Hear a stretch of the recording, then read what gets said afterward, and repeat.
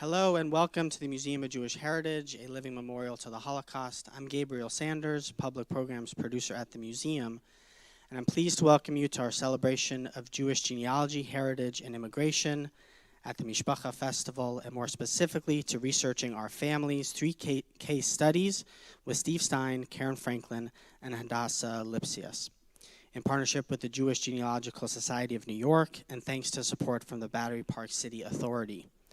We hope you will explore our other events happening throughout the museum today and our exhibitions, The Holocaust, What Hate Can Do on the main level, and Survivors, Faces of Life After the Holocaust on the third floor. Andy Goldsworthy's Garden of Stones is also worth a visit just outside our wonderful Locks Cafe. You can pick up books in Judaica at the Pickman Museum Shop and visitor services on the main level. The whole museum is open today until 5 p.m. So hope you can join us or visit us another time. Also keep an eye out for this fall's exhibition opening of Courage to Act, Rescue in Denmark, our first exhibition for visitors 9 and up about the incredible story of the Danish rescue. Your support and membership are essential to our work, and we hope you will consider making a donation or joining if you're not already a member. If you are, you know that museum members enjoy exclusive programs, previews to exhibitions, and free admission to our galleries. You can learn more about membership and our upcoming public programs at mjhnyc.org. Your feedback also helps our work. Please check your inbox for our festival follow-up email with a survey that'll go out tomorrow. We really appreciate it. I'd like to now ask everyone to silence your cell phones and anything else that might make noise. Now I'm glad to introduce you to our speakers. Steve Stein, president of the Jewish Genealogical Society, is a retired software professional and manager with more than 40 years in the telecommunications industry. He has been researching his own and his wife's genealogies for more than 45 years, whose origins include Lithuania, Belarus, Poland, Slovakia, Hungary, Ukraine, and Romania. He has volunteered for HSIG and the JOWBR Burial Registry and is currently coordinating research projects. He is, I'll have trouble pronouncing the city, but doing a page work related to Belarus and is hoping to start one for Kupol, Ukraine. Karen Franklin was recently named as the consulting director of the Peter and Mary Calico Jewish Genealogy Center here at MJH.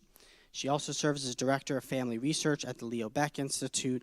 She has led many Jewish genealogy and museum organizations, including Jewish Gen's Board of Governors and the International Association of Jewish Genealogical Societies, IAJGS. In 2019, she was their Lifetime Achievement Award recipient. Hadassah Lipsius is the 2020 recipient of that award.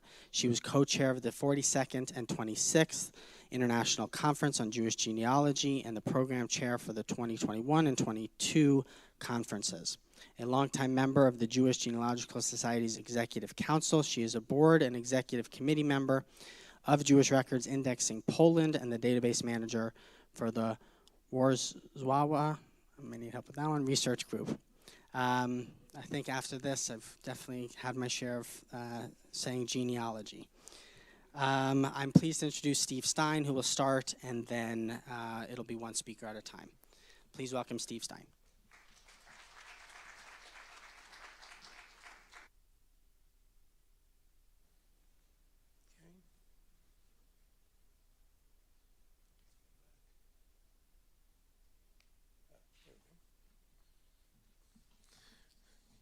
Thank you, Gabriel, and I'd like, on behalf of our organization, to thank both Gabriel as well as Avrami Grohl, who have helped integrate this our normal May meeting into the program here at the museum. I'd like to just introduce JGS a little bit to you. If you haven't been familiar with it, you can pick up our brochures in the resource room upstairs. Our programs are generally monthly. We also have an award-winning quarterly publication. Our program vice president, who is here today, is Joy Kestenbaum, and she is rapidly putting together programs for the fall as well as beyond. Okay. And that's our logo. Oh, okay. Is that better? Okay, the subject of my talk is actually two research questions. The first is to identify my wife Helen's great-grandfather by her paternal grandmother, Bubby Ida. What I knew when I began back in the 1970s was only the married name of her grandmother. By the way, watch the tree on the left grow as I find more individuals to add, or in some cases, rename. So I had to begin with even first identifying Bubby Ida's maiden name, which I didn't know, as well as her father's given name, and at each step confronting issues of data quality and truthfulness. Because Bubby Ida was one of 5 married sisters, Ida, Sarah, Bertha, Hilda, and Mildred, with no brothers, so no one living at the time carried the surname, and Ida had long since passed away. It took my father-in-law, who was never much into his extended family, quite a while to remember his grandfather, Ida's father, William Lubinsky's name. There he is. He remembered the name William, or Willie, but did not recall him well, and he didn't remember how old he, Bernie, was when William died. So that was my first issue, and not too difficult to resolve. I looked up his death in the printed index and obtained the death certificate and visited the cemetery. Yep, I did visit the cemetery. Oh, wrong button. A few things should be noted from the headstone and the death certificate. For one thing, William's Hebrew name on the headstone is Zev.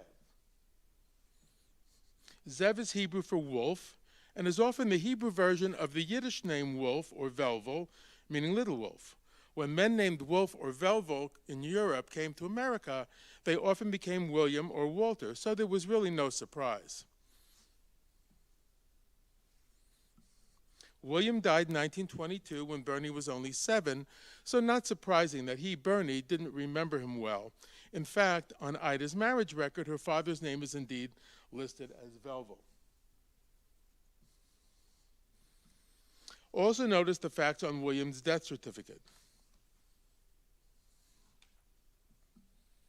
His marital status is married, his birth date of 1857, that he had been in the U.S. for 20 years, and the names of William's parents, Chaim Lubinsky and Hilda Baker. Ida's Hebrew name was Chaya, the female of Chaim, so she and her sister Hilda were most likely named for their grandpa and grandma respectively. Let's add William's parents to the tree as well, along with the alternate name Velvel for William. Death certificates are typically filled out by a near relative, but this death certificate form does not require the name of the informant. So since I don't know who supplied the information, I cannot reliably assess the accuracy of the information on the death certificate. So exploring who the parents are becomes the second and central research problem. I can calculate an approximate date of immigration, 1902, that is the date of death, 1922, minus 20 years in the country, but I could not verify, since I couldn't find his immigration record, as I'll explain shortly. I also believe the marital status to be patently untrue, since I know his wife is long deceased. Ida's mother had died in 1910 before Bernie was born. So to verify the information, I needed to trace William back to Europe by finding a ship manifest. Understand that this is before the Ellis Island database, Ancestry.com, and all the various tools that ensued to make that search easier. I actually went to the National Archives in Washington to search the microfilm of the index cards of the arrivals that were created in the 1930s and found no William, no Willie, no Zev, no Wolf, and no Velvel Lubinsky. So we'll have to assume these facts are correct for now, but with some lack of confidence. Some time passed, and it occurred to me that I might have more success looking for the immigration of the daughters rather than the father. Using this change in strategy, I finally found Ida, aka Chaya, as well as the rest of the family. The manifest revealed some interesting data, some of which was expected, and one piece of data that was clearly not. This segment of a 1904 manifest reveals the names and ages of Ida and her sisters Sarah, Bertha, Hilda, and Mildred, but showing their Yiddish names, Chaya, Sora, Bela, Hinda, and Minka, respectively, along with their mother Steril, all pictured here, numbered in the photo with the manifest line numbers. But the father is listed as Nachum, a name we have not seen before. How is this possible, that his name is not Wolf or any of its variations at all? Understand that the man stood at the dock in Hamburg and paid for the passage of himself and his family, gave his name to the dock agent as Nachum, and planned to enter the U.S. legally. So again, we'll have to assume it to be largely accurate for the moment. Let's add the name Nachum as well as Steril to the tree. Before I reveal the next find, I'm going to assert that the person referred to as Hilda, identified as William's mother on the death certificate, is actually named Hinda. Let me explain this assertion. The name Hilda on the death certificate is one that she was never known by in life in Europe. Where did it come from? It was assigned to her posthumously on her son's death certificate based on the Americanized name of her granddaughter Hilda, who was named for her. Remember that I assumed that Ida's sister Hilda was named for the grandmother? It was because Hilda is listed as Hinda on the manifest, so I will assume that any European records I find for William's mother will also be Hinda. So let's add that name to the tree as well. Is she there? Yeah. It was some time to the next find, but again, both revelations and contradictions abound. So one day, years later, while browsing for Lubinskys on the All Lithuania database on the Litvak site, a site dedicated to documenting Lithuanian Jewry, I got the following page of hits. This is a family of Lubinskys in the city of Kėdainiai, or Kėdainiai, Lithuania, in the 1874 family list, similar to a revision list or census. Each individual's name is followed by their father's name or patronymic. Notice that there is a couple, Chaim and Hinda, who have a son whose name is Nachum Wolf. Nachum Wolf's age of 15 in 1874 is roughly compatible with the date of birth of 1857 for William that we found earlier on his death certificate. This document appears to resolve the apparent conflict between the documents that refer to him as Wolf, or one of its variants, and those that refer to him as Nachum. People often use the middle name in life or reverse their first and middle names. Let's now posit that this is the case and go with that for now. Also note that we have identified Chaim's parents, Itzik or Itzko, and Zlata, and Itzik's father, Moshe, by his patronymic. Yeah. Let's add them too. Note that Hinda is 36 years old in 1874, placing her birth about 1837 or 1838. It was some time before the next discovery on this line, but again, unfortunately, it presented both new data as well as new contradictions. Since I had identified Kėdainiai as a Lubinsky's ancestral town, I had participated in a Litvak Sig town vital records transcription project for Kėdainiai and the surrounding towns, which entitled me to early spreadsheets of all the data. Of course, I searched for Lubinsky's. Here are entries in the transcribed birth register for 3 Lubinskys. There is a given name for the child and names for the parents and grandfathers. The first entry is for a Benjamin Lubinsky, born in 1879, to a couple, Chaim and Hinda Lubinsky. Chaim is the son of Itzko or Itzik, so we are pretty justified in assuming we are talking about the same father as Nachum Wolf. Benjamin did not appear in the family list we previously saw because the family list was taken in 1874, 5 years earlier. But notice that Hinda's maiden name is Volpert, not Baker. It should also be noted, not shown here, that there are no Bakers or spelling variants anywhere in this spreadsheet. So there are 2 possibilities, and this point is key. One, that Benjamin's mother and Nachum Wolf's mother, both Hindas, are 2 different people. One named Baker and one named Volpert. The first of whom died after the birth of Nachum Wolf, or was divorced from Chaim, and the second who married him in time to be the mother of Benjamin, but probably from a different town. This would be a huge coincidence, but not completely unlikely. The other possibility, more likely but not a slam dunk, is that the death certificate that stated that Hinda's maiden name was Baker was incorrect and that there was only one Hinda. Let's show both possibilities on the tree, the original in green and the new variation in red. Note that red Hinda, Hinda Volpert, is the daughter of one Eliash Volpert. The next record from this Litvak Sig project improved the probabilities a bit of only one Hinda, but did not definitively resolve.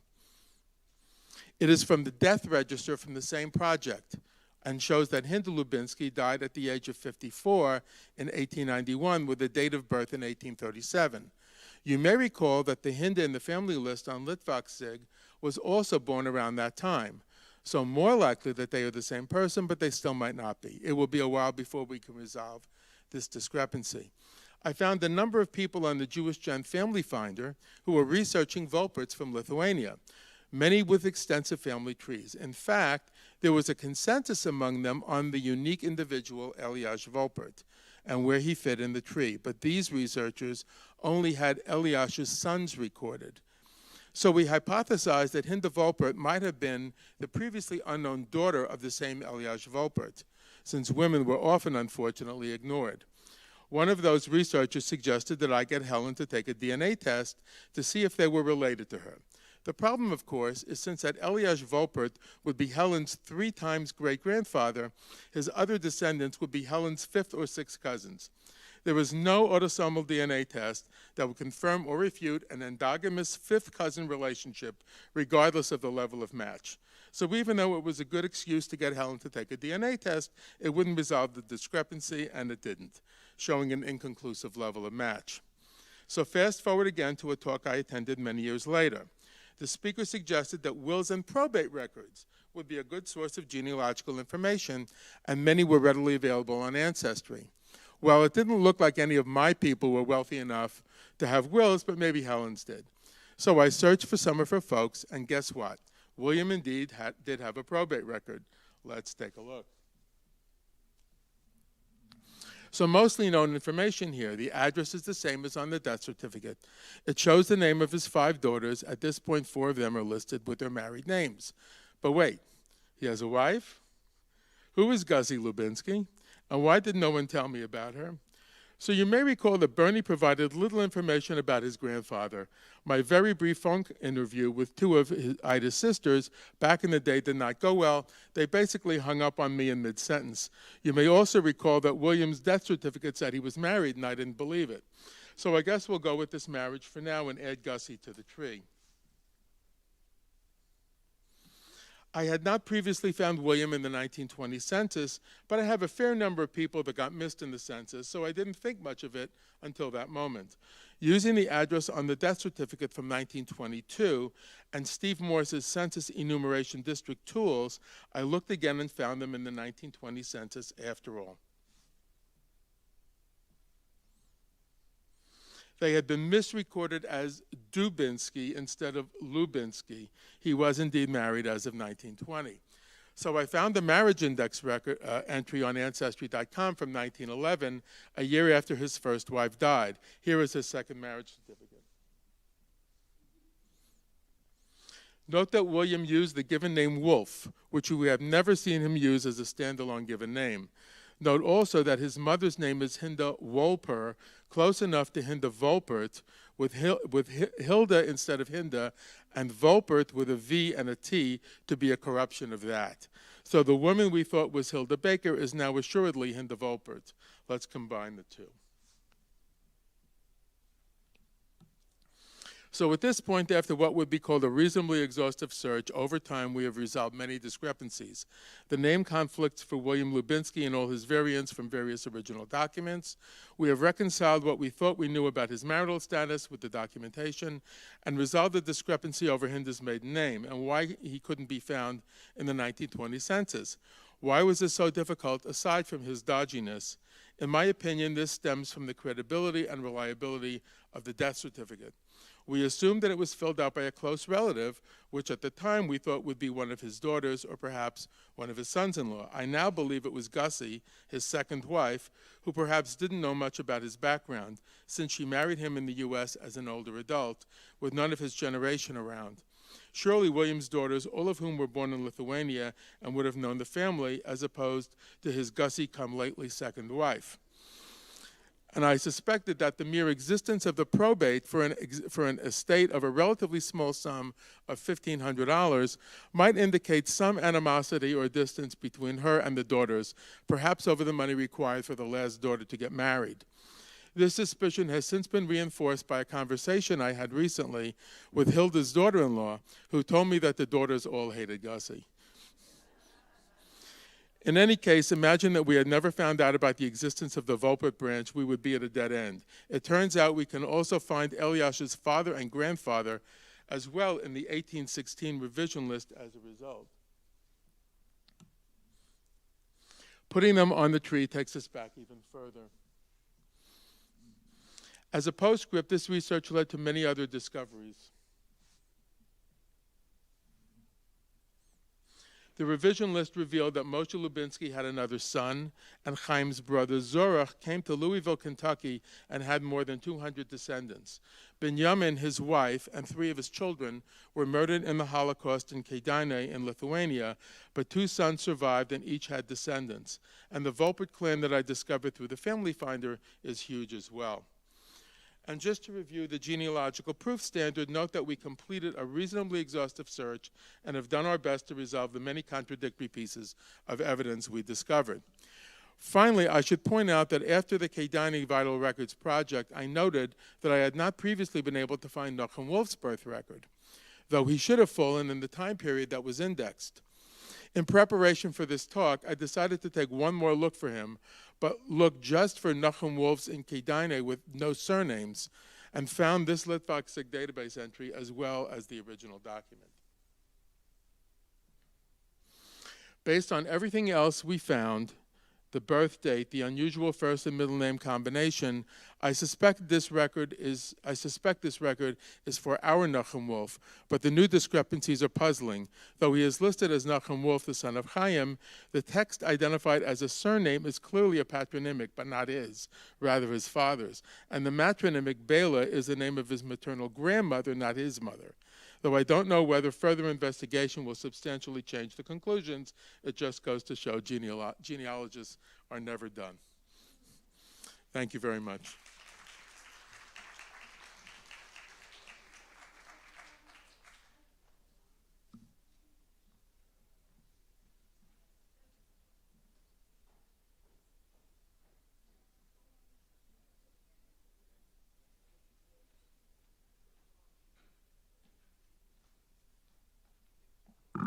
Thank you, Steve. That was really great. And thank you, Joy, for inviting me. I'm going to tell quite a different story as soon as my slideshow comes up.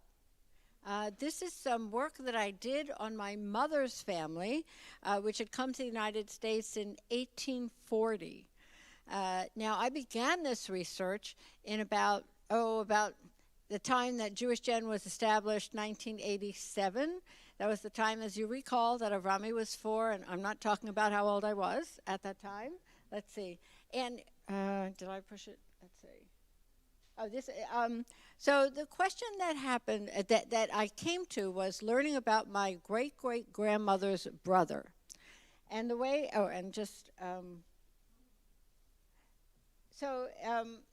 the question was, I had discovered that my great-great-grandmother's brother I'm not sure actually that let's just see. Yeah.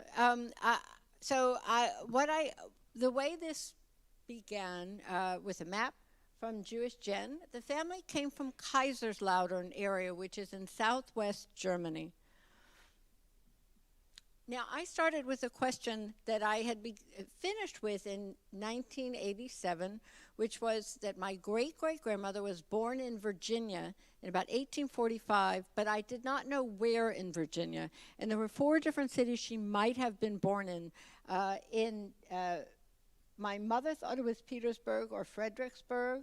One of the trees on Ancestry said it was Stanton, Virginia, and another one said it was Danville, Virginia. So during COVID, I thought, I'm going to try and find out. I have a little bit of extra time now, exactly where in Virginia my great-great-grandmother was born. And I actually discovered something I knew nothing about when I looked in the newspaper databases, that her brother had gone down to Memphis during the yellow fever epidemic in 1878 and helped to bury dead bodies of fever victims. Of the 37 people who were in the Howard Society, which was dedicated to assist the victims in 1878, almost all of them contracted the fever and a number of them died. So the question was, why did he do it? And I found some details about it. In the article, it said that he started digging the graves for these victims a few days after he arrived. It talks about, I also found in an article about the Howard Society's members who did this work, many of whom died. And I just want to also add, so it was so interesting to listen to Steve's talk and the kinds of people and the documents that he used, because for this particular kind of work, there were an entirely other set of tools that I used. Among them was talking to individuals. People in Philadelphia helped me, people in the South helped me, people in Memphis, and so on. In this case, I looked at an unpublished rabbinic thesis about the yellow fever epidemic that had been recommended to me by someone in the Southern Jewish Historical Society. So one article I found was about how the efforts of Jacob Kohlberg were recognized by the community in the years subsequent to his work, and he and one other person were given these magnificent, magnificent gifts from the community, the general community, not just the Jewish community in Memphis, Tennessee. And there was this absolutely gorgeous pin that was given to him at the time, in addition to, it was some sort of, I have to take another look at it. They estimated the value of this in the hundreds of dollars, which was a huge amount of money at the time. And I also wondered, so Jacob Kohlberg never married, so I wondered, where is this gorgeous pin? And I found that someone in my family had done sort of memoirs, family history years ago, and in that family memoir, it told what happened to it. Jacob Kohlberg had given this pin to his sister, and so I tracked down the children, and sure enough, the medal remained in the daughter's safe deposit box, and I found the son who had the medal in a box, so I was able to actually track down what he had received. Now, let's go back to the question of why did Jake actually go down to Memphis and how I figured it out. I had known the story. His father, Kohlberg, Leopold Kohlberg, had come to this country in 1840, as I mentioned, but a family tree that I had the entire time explains in a certain backwards way why it was. There were 9 children, 9 brothers and sisters of Elias Kohlberg, actually several by his first wife and several by his second wife. 6 died, 3 survived. 1 was my great-great-great-grandfather who came to Philadelphia. He had a brother who went to California during the gold rush, good one, Karen, gold rush, and he had a sister, and the sister stayed home. She was much younger. She took care of the parents.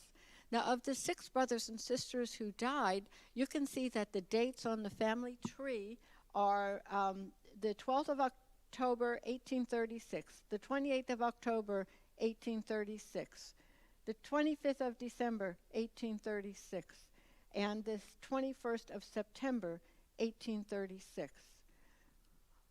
4 brothers and sisters, in a matter of a few months, died. And I actually found in the local records that their parents had married in the midst of their deaths, which was even more bizarre, but it was the second wife. whom he married, and he may not have had permission by the anti-Semitic laws there at the time to have married the second wife, and who knows, perhaps the local officials felt so sorry for this couple that had lost their children, and who knows if they themselves or other children in the family had been sick, that they gave them permission to marry.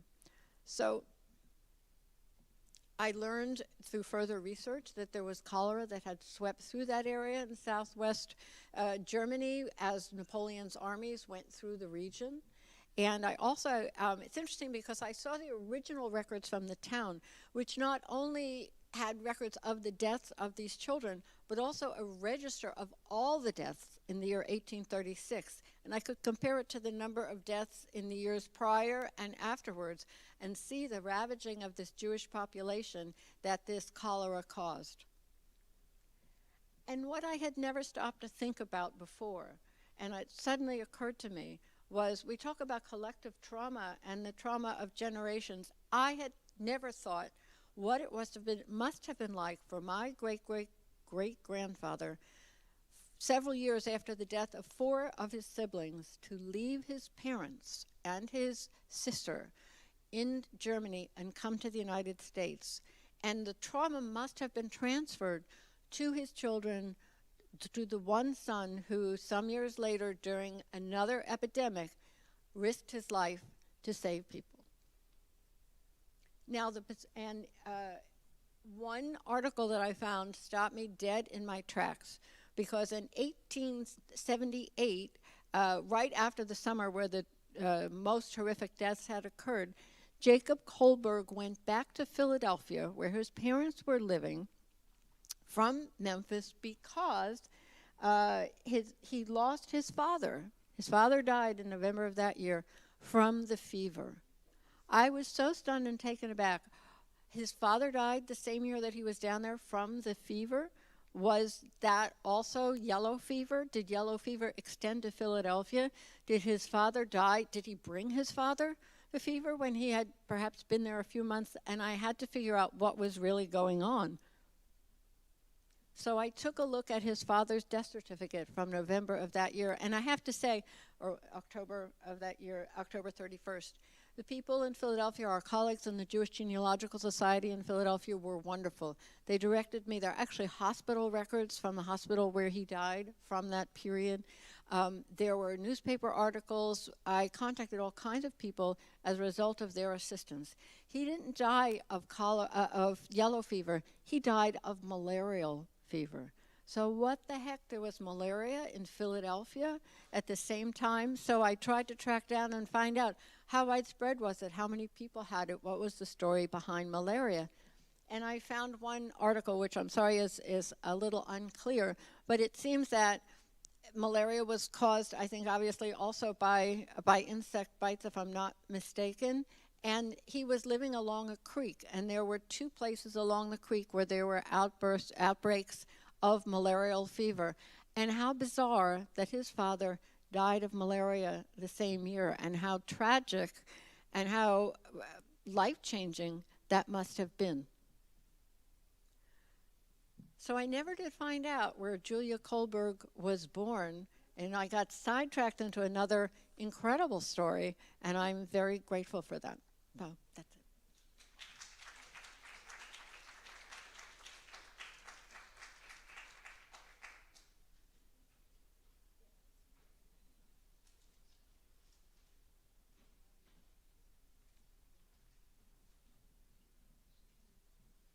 Can we set up the last one?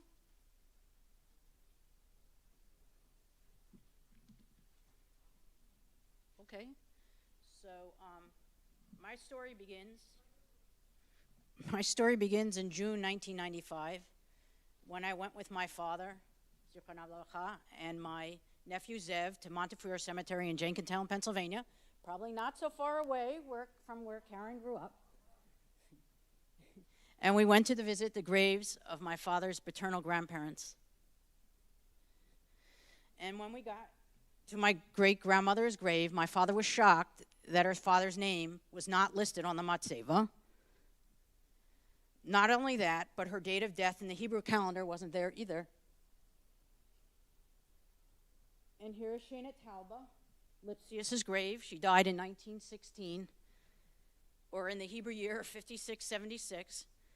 And my father thought that perhaps one of his cousins may have redid the tombstone and left it out. So I contacted the cemetery, but they had no record of her father's name, nor of anybody redoing the matzeva. And the English side of the matzeva states she died January 22nd, 1916, but are still missing her father's name.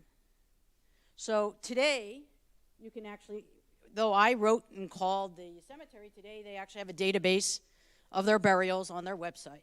So you can find the information, but note that they have a different date of death than what's on her matzeva. They say the 23rd. So we can check off Steve's box of incorrect information. So my next step was to get her death certificate. And in those days, I had to write away to it, but I ditto Steve's words again about the information and the reliability of what's on a death certificate.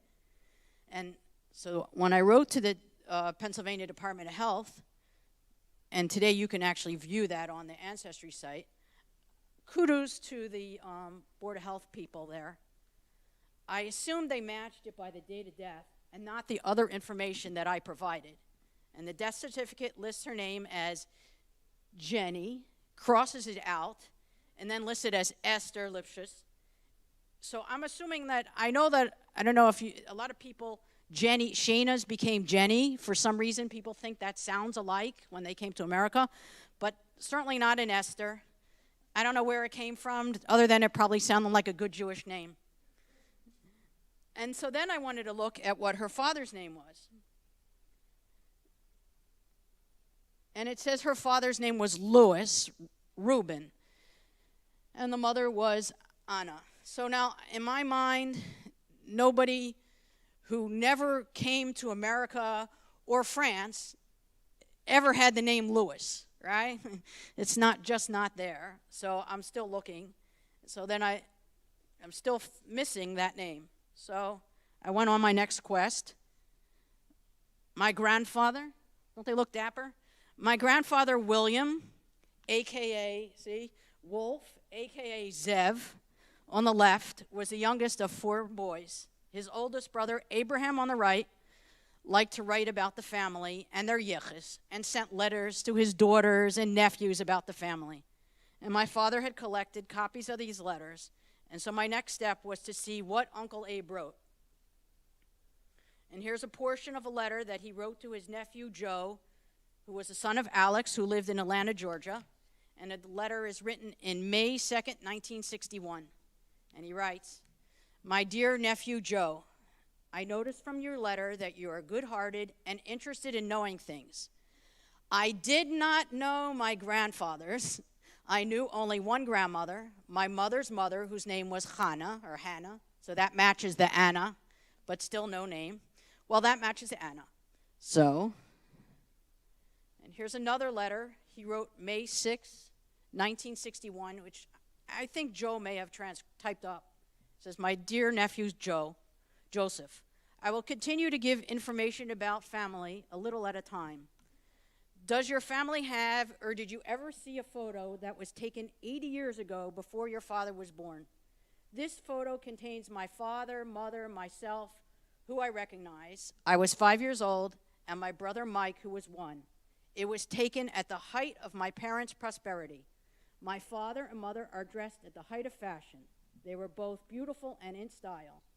And that photo would be ornamental in the finest salons." And that's that photo. This is the photo that was in the advertisement for this talk itself. And there's Shayna Talba. That's the woman who we're looking for her father's name. I assume this picture was taken in 1880, and it was taken in St. Petersburg, Russia, outside the pale.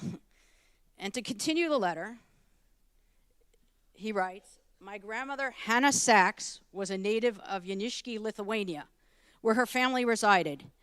How she got to Lithuania, or how she got to Vilna, I would not know, but she was a widow, had 1 daughter, my mother, and a store which business I don't know. How the marriage of my parents came about, I don't know. But my parents decided to take the privilege that was given to them through their father to reside in any place in Russia. And when my parents got to St. Petersburg, they went into the knitting business and prospered greatly. And as I remember, as a child, my parents employed about 60 people, stockings, sweaters, and mittens. So my next step was to get information from the St. Petersburg archive. And some of my grandfather's family came with their birth certificates from St. Petersburg, but my aim was to get all the information. But the archives were closed back then. But then, in 2001, I read that now you can hire a researcher and get into the archives to find records. But they still didn't allow photographs. So here's a letter that the archivist wrote to me, April 2001, Dear Mr. Lipsius. I guess that's how information gets misconstrued. I'm Mr. Lipsius. And she listed 3 birth records, besides other information that she had from St. Petersburg Archive. There's birth in 1882 of Osai Yehuda, son of Shepsel Yosilovich, and the mother's name is Tauba, so the Shena has been dropped, similar to Steve's stories. There's another son, Mendel, born in 1871. That was the little boy in the picture. And my grandfather, Wolf, born 1886, and the mother's name is Tauba, but it lists a new town for me. It lists this Musnik in Vilna district. Now I had this new town, so. Then came the London conference in 2001, which is kind of interesting since the last time was 2001 and now it's in 2023. And I heard that the archivists from the Vilna were going to be there and that you can make an appointment to consult, which I sent all the information I had, the birth records from the family, the information from the St. Petersburg archive, saying they were registered in Musnikai. And the archivists were so amazed that I had all this information from St. Petersburg. That's all they wanted to talk to me about. But they did say, sorry, we can't help you. We can't find your information in this town of Musnikai. So I'm still missing Shena Tauba's family, his father's name. So then in 2011, I heard that the St. Petersburg archive was allowing for documents to be photographed. So I sent the same researcher back in to make copies. Now, it didn't help me much, but at least I had the actual copies. So this is the birth record for Mendel, birth record of Ofsa Yehuda, and the birth record for Wolf, Zev, William, sorry, Steve, I didn't say Velvel. So,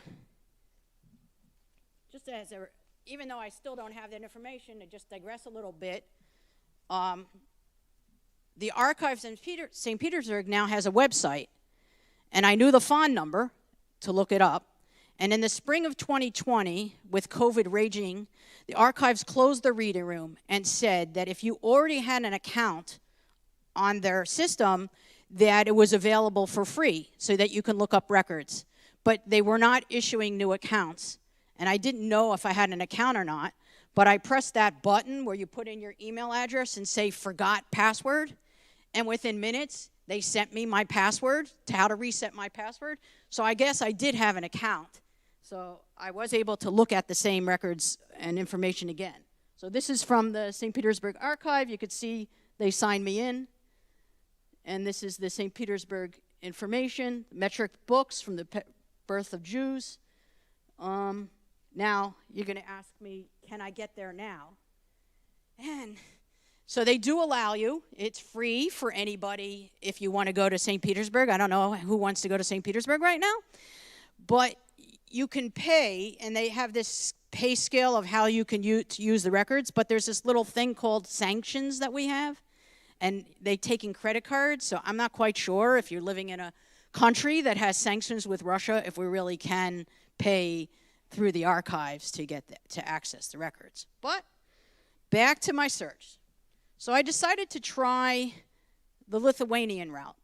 I knew that that she was born Shana Talba was lived in Lithuania. So I said, let's search the all Lithuanian database. And I said, perhaps, and by the way, did you notice that I only had 3 sons? And I said my grandfather was 4, because I was still missing Uncle Abe's birth record. It didn't show him to be born in St. Petersburg. So I said, maybe I can find his birth record. And so what I decided to do was something that I do all the time using JRI Poland, but had never done it on using the Litvak Sig all Lithuanian database. I decided to search for Shana and Talba, just the 2 names, no last name, 2 given names, and that perhaps I would find her birth record. And I always was told that her name was Sachs, or Zox, just like Uncle Abe wrote, not the Reuben that was listed on her death record, because I believe Reuben is from her husband's side, not hers. And guess what I found? I found the 1874 birth record for Abe, Uncle Abe, and it says Abraham Lipsius, son of Shepsel, Yosel, because we knew from the St. Petersburg records, and there it is, Shana Talba, daughter of Chaim Leib. So now I found the name of her father. So then I kept on thinking all along when I was searching, I was like, the oldest brother is Avram. Why wouldn't she name, we knew that her father wasn't alive at the time she married from Uncle Abe's letters. Why wouldn't she name him Abe? So where was Chaim Leib?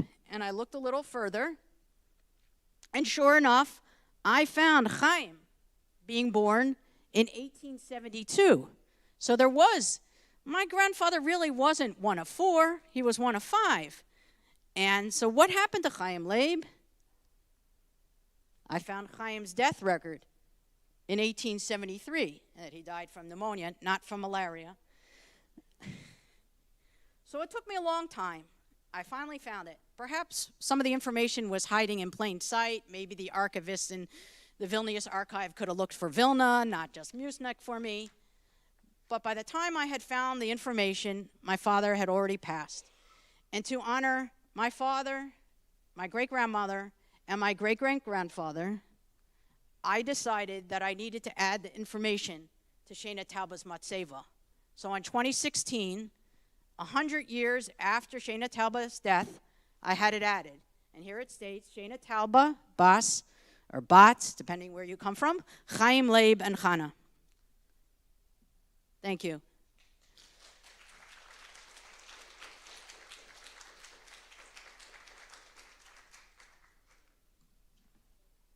For questions?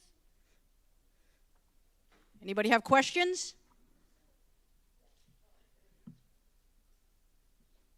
There's no questions. You don't have to come up.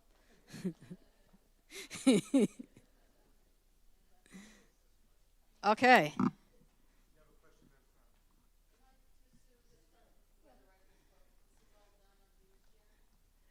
No. Well, the Lithuanian records are done on the all Lithuanian database. For me, the St. Petersburg archive records are not on Jewish Gen. They're not on any database at all. I had to send a researcher in, and then later I accessed it through their website. You had a number of records. Litvak Sig records are accessible through Jewish Gen, but Litvak Sig is a separate organization with their own website as well. But you have a lot of death records, Steve, on your... I have records from the United States as well. They're not on, Yeah. not on Jewish Gen.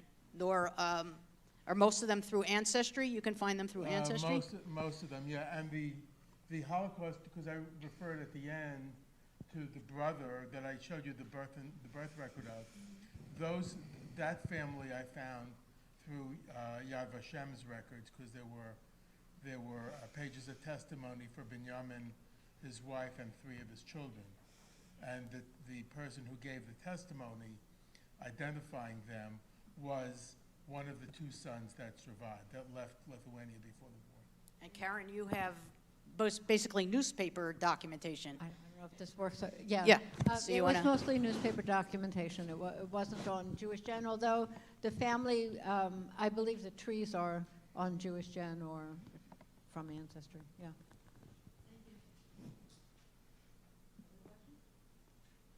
On the probate records available to the public in the 5 boroughs and 5 counties? The one that I found was from 1922, and that one was completely on Ancestry. I think it was probably old enough that it would have been made public. More recent ones. Yeah. Oh yeah, I'm sure if you went to the archive you could find them, but this particular one was in fact online. Just a comment about that. I know that recently a lot of the New York records are online, and you can search by year, the beginning of the 20th century, but there's a really cockamamie website, so you have to Can you let everybody know what online you're saying? The Doris site, you mean? Yeah. Can you? Where online it Yes. is? Yeah. I don't know. I just copied the link and I used the link, but someone else probably knows, right? I mean, you can get and if someone died in 1910, you can get the death certificate online. You don't have to send for it anymore. This site. I don't know if I'm on it. I think they turned it on. Okay, this site was put up within the last year and a half. If you Google Doris and Vital Records, you'll probably find it. It's municipal archives. It's best used in conjunction with ItalianGen.org because ItalianGen will have a very accurate identification of the names, and the municipal archive site, the name search may not be as accurate or as complete as. Yeah, you can get the certificate number off of ItalianGen and then use it on the municipal record site to retrieve the image of the actual birth, marriage, or death records, and they'll tell you which years are available on the site. There's a yes. Hi. So Ancestry seems to have Lithuanian records that are older significantly than what I can find on Mishpachah, and I'm wondering if you have any understanding of why they have so much stuff that seems to be so much older. Avrami could probably explain it better, but my understanding is that a number of years ago, there was a one-time agreement to transfer certain records from Litvak-Sig to Ancestry. So if you can find it on Ancestry, you should be able to find it on Litvak-Sig. Maybe not the other way around. Okay. Yeah, that's And that relationship is not ongoing. I think MyHeritage may have an ongoing relationship with Litvak-Sig that Ancestry does not. Yes. No. Go ahead. Me? Oh, sorry. I have some original records from a great aunt, a great uncle, from Poland, and a naturalization record from the United States. I don't want to throw them away. Is there somebody who's interested in collecting those kinds of original documents?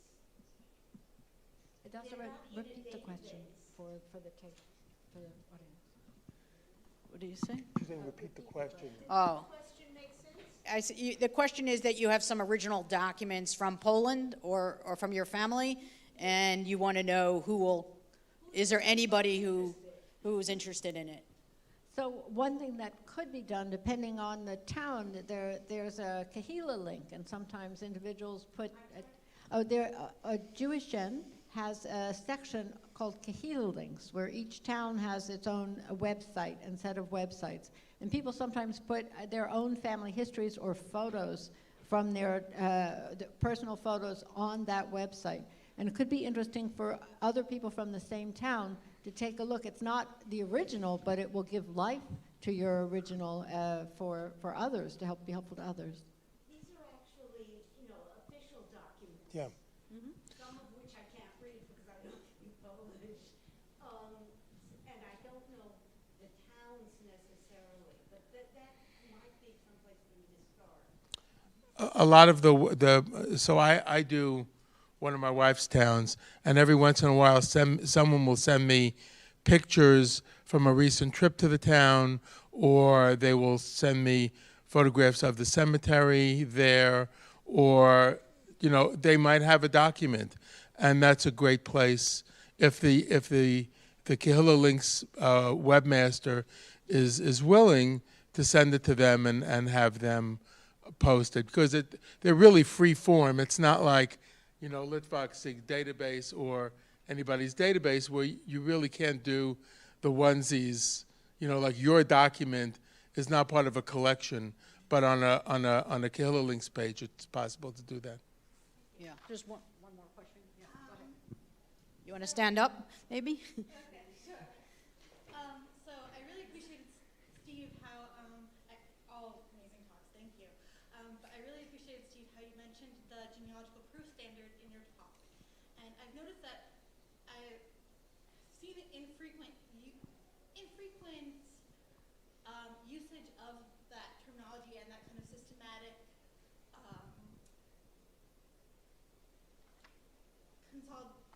consolidation of information, as well as comparing it to kind of that constant, where is the evidence falling, etc.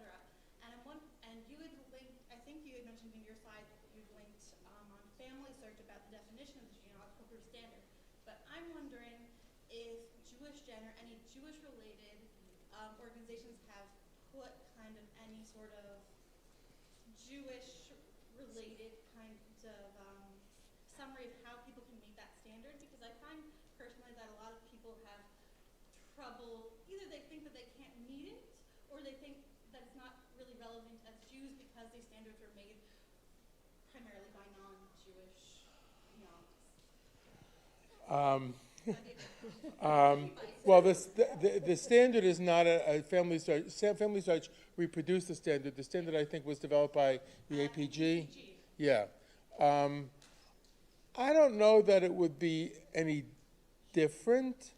I think we have a different, and it's just my opinion, that we have a different certification standard in the United States, that if you want an official version of a document, you need to have the county seal on it, or when you order a document, they ask you, do you need it for official purposes, or is it just genealogical research?